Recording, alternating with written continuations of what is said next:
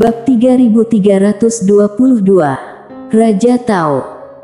Mileye dan penguasa tiada batas mengikuti pohon Dewa Taichu melintasi banyak wilayah bintang dan akhirnya tiba di depan sebuah danau.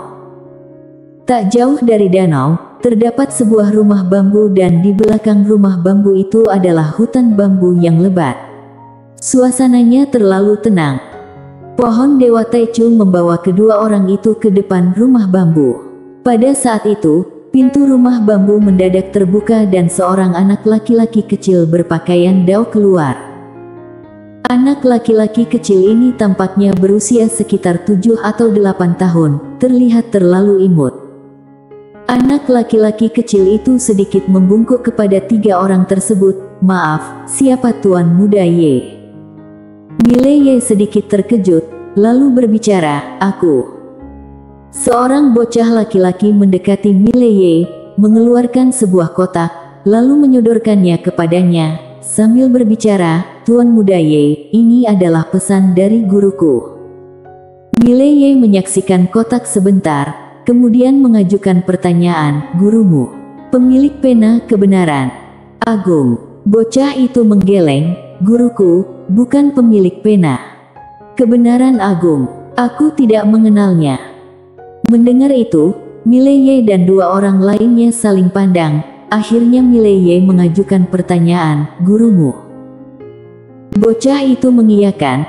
Dia menyuruhku menunggu di sini, mengatakan bahwa suatu hari nanti seorang Tuan Muda Ye akan datang ke sini dan aku harus memberikan kotak ini padanya.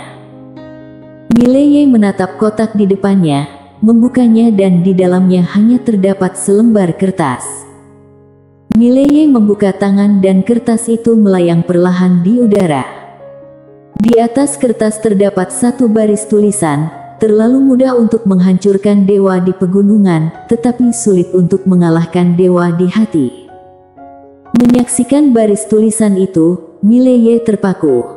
Pada saat itu, kertas itu melayang perlahan ke udara. Mileye terdiam di tempat. Siapakah dewa yang dimaksud oleh tulisan ini? Dengan cepat, dia menyadari dewa yang dimaksud adalah 3 pedang. Baginya, 3 pedang itu seperti dewa di dalam hatinya, bukan hanya penguasa tanpa batas, bahkan dia sendiri merasa sulit untuk melampaui 3 pedang. Pemikiran ini seperti virus yang mengakar dalam dunia pemikirannya. Mengenai 3 pedang, hal itu menimbulkan perasaan putus asa. Setelah beberapa saat, Mileye menggelengkan kepala dengan senyum. Mengetahui adalah satu hal, melakukannya adalah hal lain. Antara mengetahui dan melakukan, terdapat kesenjangan yang lebar.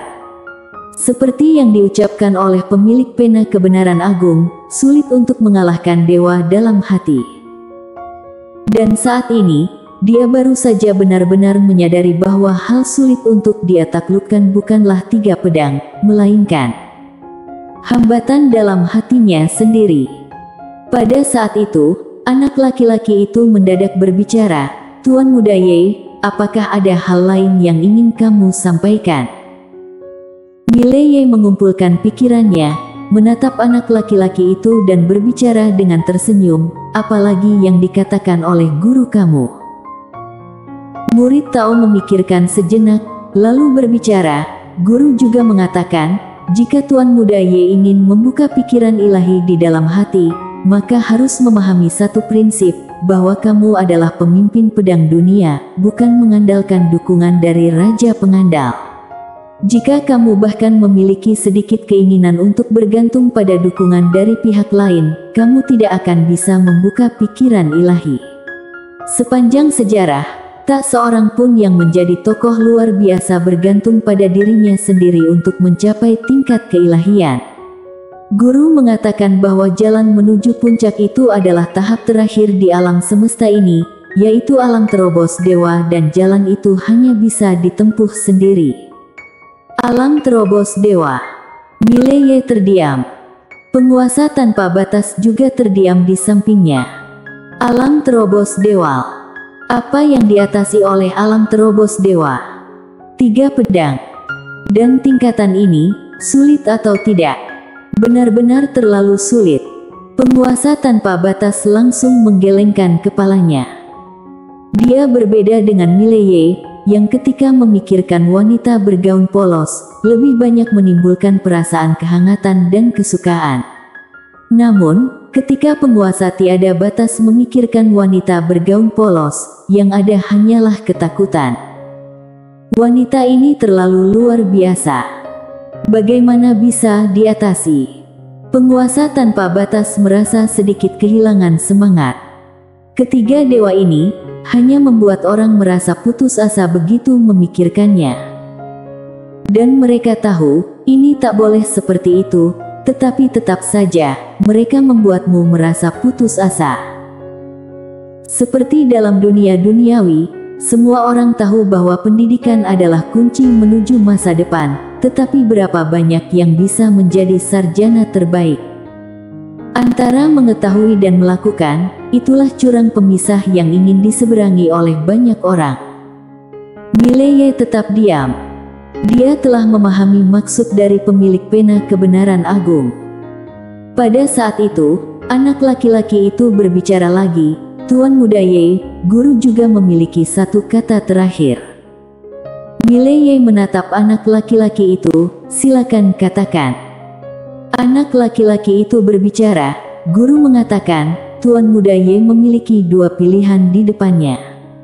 Pertama, mengatasi tingkatan dewa, jalan ini terlalu sulit dan berbahaya, bahkan mungkin berakhir dengan kematian. Tak mungkin. Penguasa tanpa batas tiba-tiba berbicara, dia tidak akan mati selama saudaranya masih ada. Anak laki-laki itu melirik ke arah penguasa tanpa batas, tidak perlu ikut campur. Brengsek. Penguasa tiada batas menatap anak laki-laki itu, tahukah kamu dengan siapa kamu berbicara? Anak laki-laki itu tenang, membuli seorang anak kecil, apakah kamu tak malu? Penguasa tanpa batas. Mileye tersenyum dan menggelengkan kepala. Anak laki-laki itu memandang ke arah penguasa tanpa batas. Biasanya, dia tidak akan mati, tapi bagaimana jika itu adalah pilihannya sendiri? Penguasa tanpa batas terdiam. Dengan cepat, dia memahami maksud dari anak laki-laki itu. Jika Mileye memilih untuk menempuh jalan melewati tingkatan dewa sendiri, tetapi gagal melaluinya, itu berarti kematian. Anak laki-laki itu melanjutkan, pilihan kedua adalah Tuan Muda Ye bisa terus menjadi raja pengandal dukungan. Jika Tuan Muda Ye memilih untuk menjadi raja pengandal dukungan, maka tak ada yang dapat membunuh Tuan Muda Ye di dunia ini. Bahkan jika semua orang bergabung untuk mencoba, mereka tak akan bisa melukai Tuan Muda Ye. Namun, sambil berbicara, dia menatap Mileye, kamu tak akan pernah bisa mengatasi rintangan dalam hatimu. Ketika kamu berhadapan dengan wanita bergaun polos itu, kamu tak akan pernah bisa memahami kesendirian yang dia rasakan dan selain itu, kesenjangan antara kamu dan dia akan semakin besar, mencapai tingkat yang tak dapat kamu bayangkan. Mileye tetap diam. Anak laki-laki itu tiba-tiba memandang ke arah guru tanpa batas. Apakah Anda guru tanpa batas? Penguasa tiada batas melempar pandang ke arah anak laki-laki itu. Apa, gurumu juga meninggalkan pesan untukku? Anak laki-laki itu mengiyakan. Guru mengatakan bahwa pada masanya, dia memang memiliki beberapa utang padamu. Penguasa tanpa batas mengajukan pertanyaan, apakah dia mengatakan bagaimana dia akan menggantinya dengan saya? Anak laki-laki itu menggeleng, tidak. Penguasa tanpa batas menatap anak laki-laki itu, tapi tidak berkata apa-apa. Anak laki-laki itu melanjutkan, namun, guru mengatakan bahwa dia telah memberimu kebebasan yang sejati. Masa depanmu sekarang sepenuhnya di tanganmu sendiri. Dia tak akan lagi mencampuri segala sesuatu yang kamu lakukan. Semuanya dari sekarang akan menjadi keputusanmu sendiri. Penguasa tiada batas terdiam sejenak, lalu berbicara, bisakah kamu memintanya untuk memberikanku sedikit keuntungan? Jika tak, aku merasa sulit untuk bersaing. Anak laki-laki itu melirik ke arah penguasa tanpa batas, tanpa kelas. Penguasa tanpa batas. Pada saat itu, pohon Dewa Taichu mendadak berbicara, apakah dia meninggalkan pesan untukku juga? Anak laki-laki itu menyaksikan pohon Dewa Taichu dan menggeleng, tidak. Pohon Dewa Taichu bingung, mengapa? Anak laki-laki itu dengan tenang menjawab, mungkin karena kamu tak terlalu penting. Pohon Dewa Taichu. Mendadak, murid Tao menunjukkan senyuman, tugasku selesai. Aku juga harus pergi. Mileye menatap murid Tao dan mengajukan pertanyaan, kemana kamu akan pergi? Murid Tao berkedip, aku ingin menyaksikan dunia luar, pasti terlalu menyenangkan di luar sana. Mileye tersenyum, tapi dunia luar terlalu berbahaya. Murid Tao tertawa, saya tak takut. Sambil berbicara demikian, dia menepuk kompas hitam di pinggangnya, aku punya barang ajaib. Mileye menatap kompas hitam itu dengan rasa ingin tahu, itu barang ajaib apa? Murid Tao berkedip-kedip, tanpa berbicara apa-apa. Pada saat itu, pena kecil mendadak berbicara dengan lembut, piring takdir, yang menjadi kepala 3000 jalan selain 3 pedang, selain dari 3 pedang, ini adalah artefak paling hebat di dunia ini. Dia adalah orang yang dipilih sebagai pemiliknya. Piring takdir. Mileye mendadak merasa penasaran, apakah itu terlalu hebat? Pena kecil mendesah pelan, barang ini adalah sesuatu yang luar biasa. Mileye berkedip, bagaimana kalau kita ambil paksa?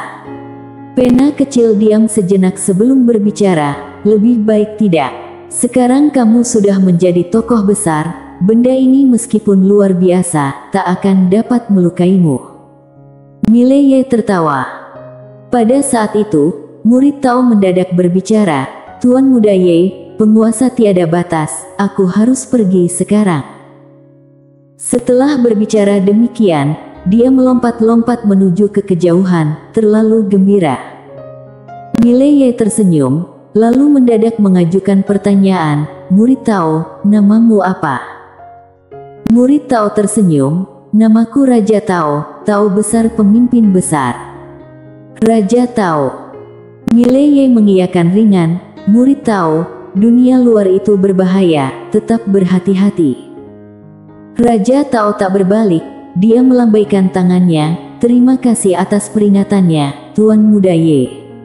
Guruku sudah memberitahuku bahwa di era ini banyak tokoh besar, dia memintaku untuk bertahan sebentar lagi, dalam 30 juta tahun, aku akan menjadi praktisi yang hampir tak terkalahkan.